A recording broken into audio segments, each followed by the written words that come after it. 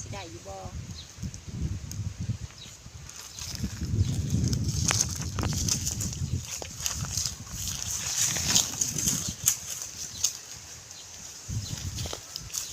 ถ้ามันแดงแต่มันยังจะหัวปีนะมันหาหยาด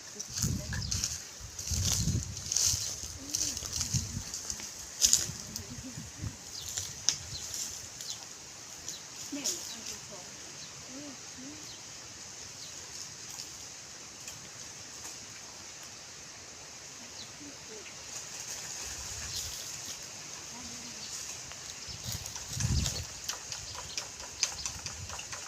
ตื่นอยู่จ้ะโอ้ยตกแตกยายนะเนาะตื่นเลยยายตื่นเลยยาย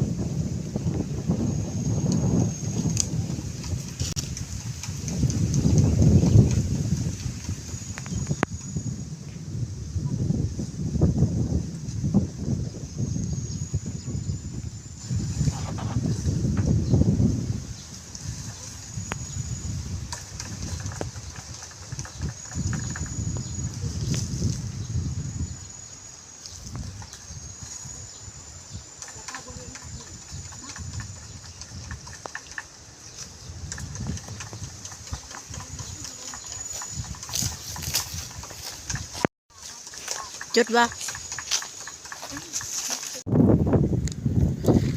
เราหาห้างต่อไป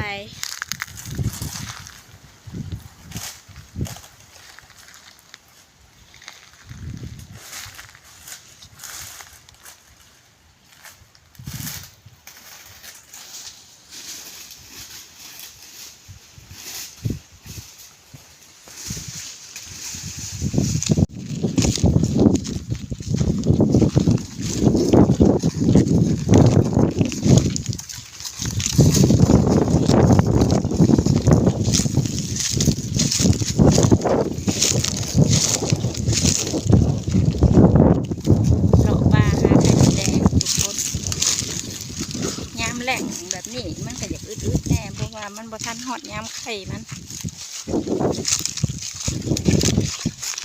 คันย้ำไข่นั่นลายเธอยิงสิปุยแบ่งยังก็แบ่งกาแมวปุยใช้ไข่หมดแดงไว้มันครบแบ่งกินน้ำขาวแบ่งมาพอเนาะปุยสำนีกับพอแล้วบ่ได้สามีน้องมันโถกมันเอากระตาเขาเนี่ยไปหักใน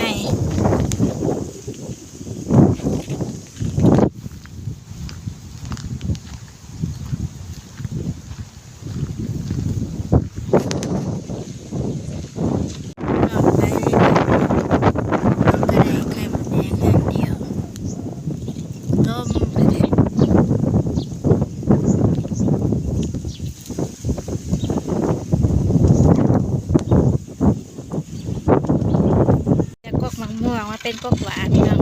กกมะม่วงมันโผกแง่ไม่ได้เ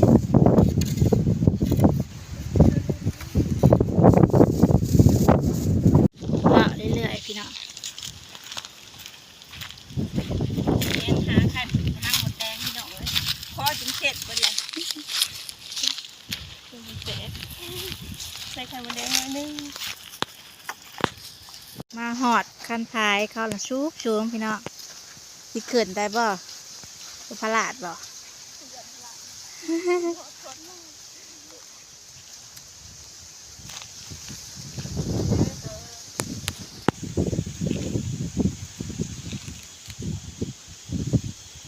มาแย่ไข่มดแดงกา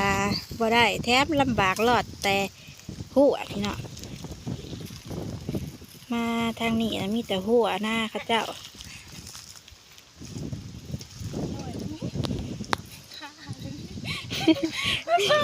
เราหลุนเสือเอิญเนาะ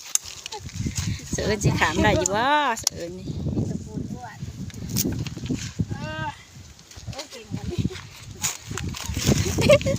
ซัมปิ้งอึ่งกับบ่ปาน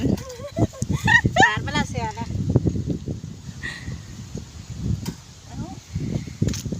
แง่แค่บดแดงกับบ่ได้ทุกคนเลย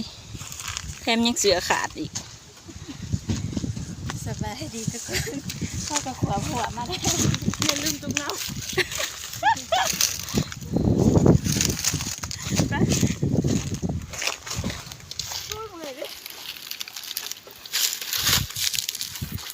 เสือคือกระต่ายแล้วก็ไม่สาวเมื่อยพี่น้องเอ้ยแบกไม่สาวไข่มดแดงพอบ่ได้